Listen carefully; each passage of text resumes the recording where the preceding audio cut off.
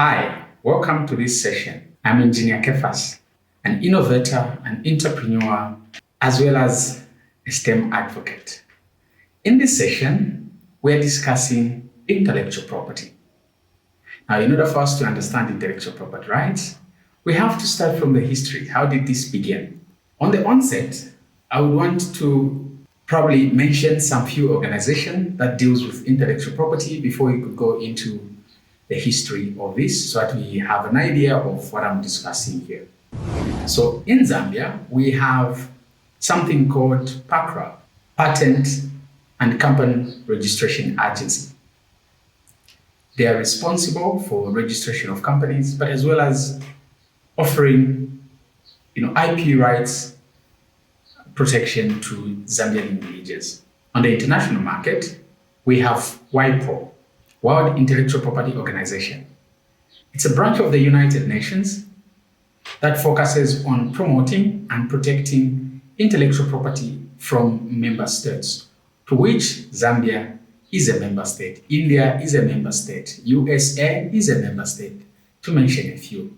I'm representing Z-Study in this as I present this particular presentation. Now, before we begin, you're about to get onto the journey into the world of intellectual property. The following presentation will introduce the strategic value that IP can offer to you and how it applies to your research, your invention, your innovation, and your artistic creation. You could be working on writing a book.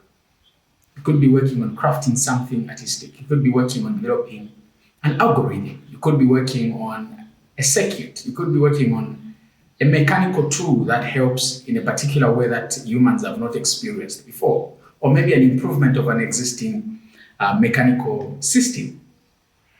This particular presentation is for you. It qualifies me to talk about intellectual property. As I said in my introduction, I'm an innovator, I'm an engineer. I support STEM. What that means is that in my career, I've innovated various products, some of which are on the Zambian market, some on the American market, and in various international markets. I have filed patents before with my partners so that we could be able to protect our mind's creation. What we are going to cover, we're going to cover history in IP in this particular session. But as a course in general, we're going to cover philosophy behind issuing IP. We're going to cover Patent Cooperation Treaty or PCT. We're going to cover IP in Zambia. Then you're going to look at 5 main types of intellectual property. Then you're going to look at innovation. What is innovation? What's its definition? And what's my definition in that?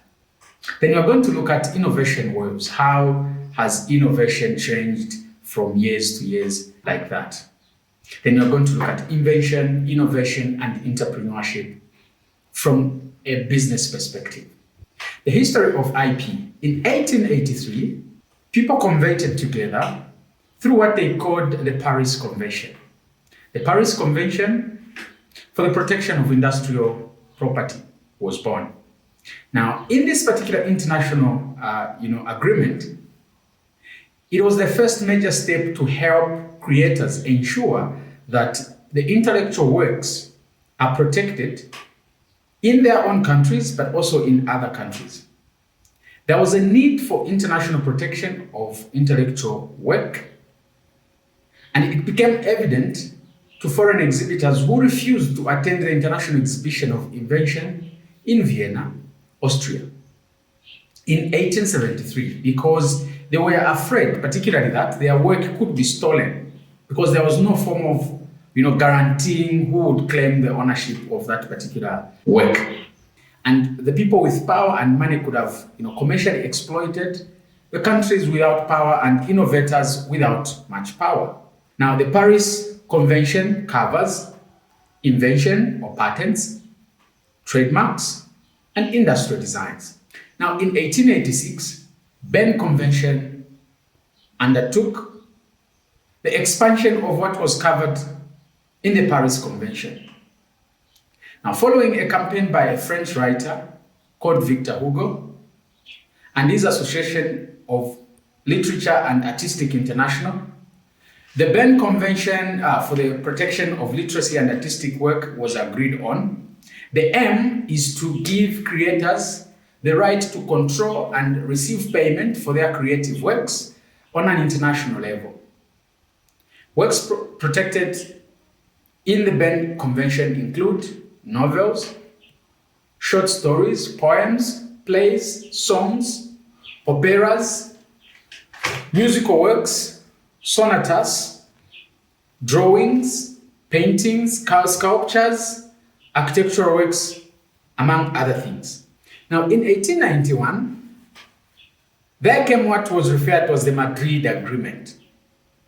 Now, with the adoption of the Madrid Agreement, the first international IP filing service was launched, the Madrid System for International Registration of Marks. In the decades that follows, a full spectrum of international IP services were emerged under the auspices of what was later to be known as the World Intellectual Property Organization, or WIPO. In 1893, the BIRPI was established. Now, the two secretariats set up to administer in Paris and in Berne Convention combined to form the World Intellectual Property Organization's immediate predecessor, the United International Bureau for Protection of IP, or best known as BIRPI, or BEPI. The organization, with a staff of 7, is based in Bern, Switzerland at that particular time. In 1970, BEPI turned into WIPO. Now, the convention establishes the World Intellectual Property Organization, WIPO, which comes into force in 1970, and BIRPI is thus transformed to become WIPO. The newly established WIPO is a member state-led, meaning the membership is based on countries. Intergovernmental organization with its headquarters in Geneva, Switzerland. In 1974, WIPO joins the United Nations. Now, WIPO, being the World Intellectual Property Organization, joins the United Nations family of organizations, becoming a specialized agency in the UN focusing on IP rights. In 1978, the WIPO, or the World Intellectual Property Organization, launches the PCT system.